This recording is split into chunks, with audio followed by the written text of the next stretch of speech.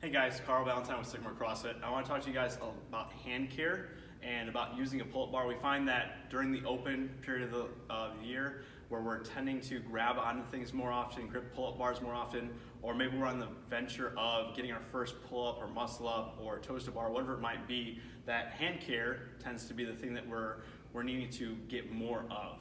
So the first thing we can do for hand care is how we place our hands. So for most people, we try and just hang from the bar however it is. But ideally, from a hand standpoint, we want to try and put as much of the meat of the hand over the bar as we can. And that would be ideally where it's at. However, that's also the most painful place if you don't have the adequate strength to be on the bar there. So when we go to hang, we're looking for an over the hand grip that we're actively pulling the bar down on, that our knuckles are pointed up towards the ceiling or slightly forward, and that we should see a kind of a crook to our wrist. But ideally, we should be able to hang there for quite a bit of time without feeling discomfort. So a good goal there is 60 to 90 seconds of pure hang time in an active position. You can definitely practice in a passive position, but an active position is typically what we find in most of our movements in here, or if you're just wanting to improve your strength overall in your hands, your forearms, your bicep, your shoulders, so that way you can hang from the bar longer during our movements. We're gonna get into a little bit of what the hand care looks like, and I've got some tools on the table here that I want to show you. So have you guys come over here and see what these are. When it comes down to hand care, what we're typically looking at for a hand is these bumps here. So looking at the calluses and whether they have a bump to them. So if I run my finger over to them, I can feel this little bump to it. I tend to get them up here on the finger also because of how I grip the bar. And ideally, we don't really want much of that. We want it to be nice and smooth across the whole surface. One big skin-based center that all has a callus across the whole thing, not just the bumps. The bumps tend to be the place where we tear.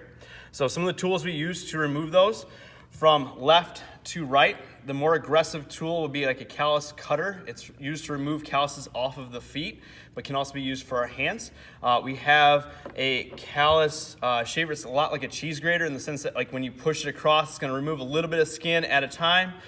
We also have a sand bar, so it's a piece of sandpaper attached to a metal bar.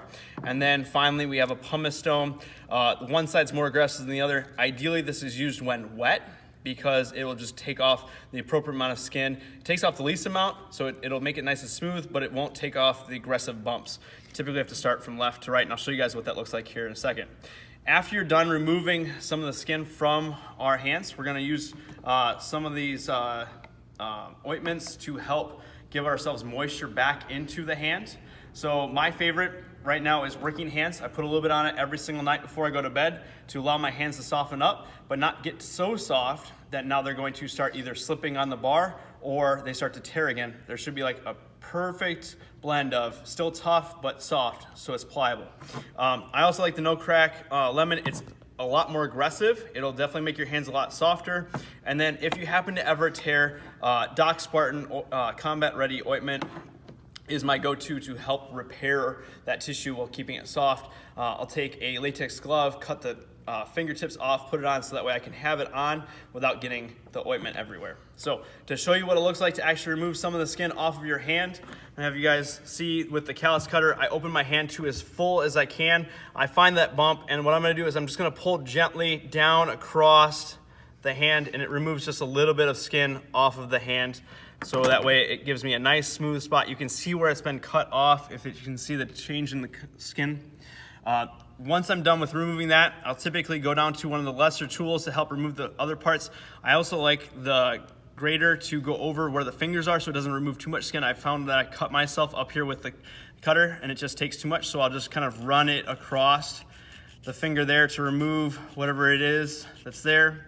I tend to do this over a sink or a garbage can to remove the skin into a vehicle. Then I can go either down to the sandpaper. This can work by closing the hand and pushing it through into where I can take off layers of the skin at my convenience. I can go back and check and see how smooth it is, or I can use the pumice stone. Again, it's best when used wet, otherwise it's gonna get stuff everywhere.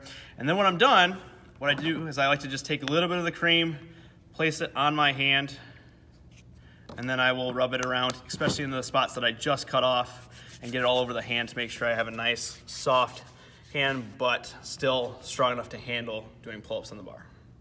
If you guys have any questions or you need help with any of this, please reach out to us. We can definitely do so. If you guys are looking to where to get this stuff, most of it you can buy at your local supermarket or store like Target, or you can go on Amazon, order online, and have it shipped to you. It's up to you. The No Crack is going to be found at Duluth, and Doc Spartan I found mostly on Amazon, and the Working Hands at Amazon or like Farm and Fleet locally. Again, if you guys have questions, just let us know, and we look forward to helping you guys out. Thanks.